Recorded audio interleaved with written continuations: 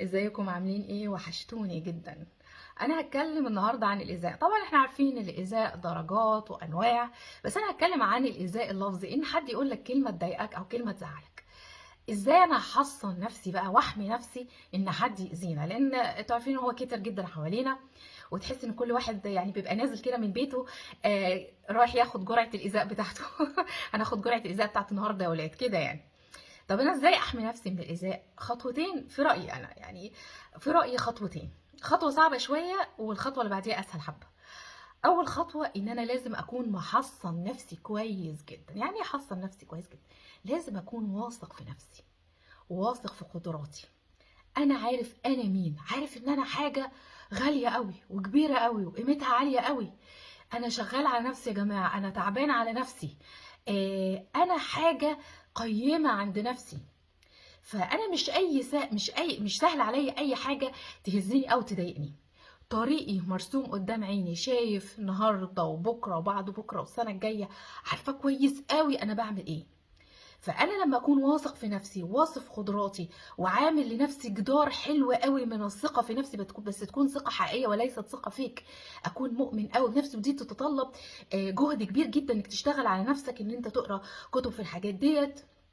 تلاقي نفسك ان انت لا بجد، ده انا مش حاجه هفيه كده، ده انا ربنا مش خالقني كده يا جماعه، ده انا ربنا خالقني لسبب وليا دور وليا مكان. فانا مش هسمح لاي حد انه يزحزح ثقتي في نفسي بكلمه يقولها لي ممكن تضايقني. دي اول حاجه. تاني حاجه، هو مين اللي قال الكلمه دي؟ تفرق قوي قوي قوي قوي مين اللي قال.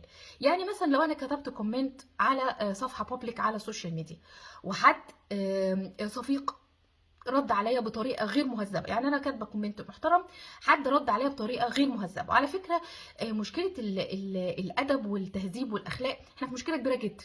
احنا عندنا مشكله اخلاق عظيمه عظيمه. الناس بقى عندها يعني قلة الأدب بقت أسلوب حياة، والبلطجة بقت أسلوب حياة. كل واحد بقى عنده ما عندوش مشكلة خالص إنه يقل أدبه، ما عندوش مشكلة خالص إنه يضايقك، ما عندوش مشكلة، عادي جدا يكسر جميع الرولز في إنه هو يضايقك ويقول لك كلمة تضايقه وخلاص، ما عندوش أي مشكلة خالص، وهو يروح مرتاح البال وأنت عمال تغلي في كلمة. هو مين اللي رد عليا بالكومنت ده؟ دي أول حاجة. أنا أول حاجة بعملها بقى بعمل ديليت للكومنت، خلاص مش هينفع. تاني حاجة، بعد ما عملت ديليت، ولا كأن حد قال حاجة ولا كأني كتب حاجة. تمام. في ناس يعني تقعد تغلي وتاكل في نفسها ومش عارف ايه، وقال كذا. ايوه، هو مين اللي قال كذا؟ نفس الحكايه لو انا ماشيه في الشارع مثلا وحد قال كلمه ضايقتني، هو مين؟ تفرق قوي. هو تعرفني اعرفك؟ انت ما تعرفنيش ولا تعرف انا مين، خلاص. ولا كأن اي كلمه اتقالت. مهمه جدا يا جماعه. لو حد ضايقني في الشغل، لو حد الكلمه ما تعديش، في فرصه ان انا ارد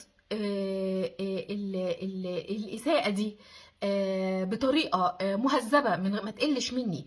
بس اللي هو انت كسفتني فانا هكسفك. قلت اوكي، عادي جدا على فكره، لان خلاص انا دايما اقول اللي سمح لنفسه ان هو يتعدى الحدود ويقول لي حاجه تضايقني، فانا كمان انا هضايقه بس باسلوبي وبطريقتي من غير ما اقل ادبي.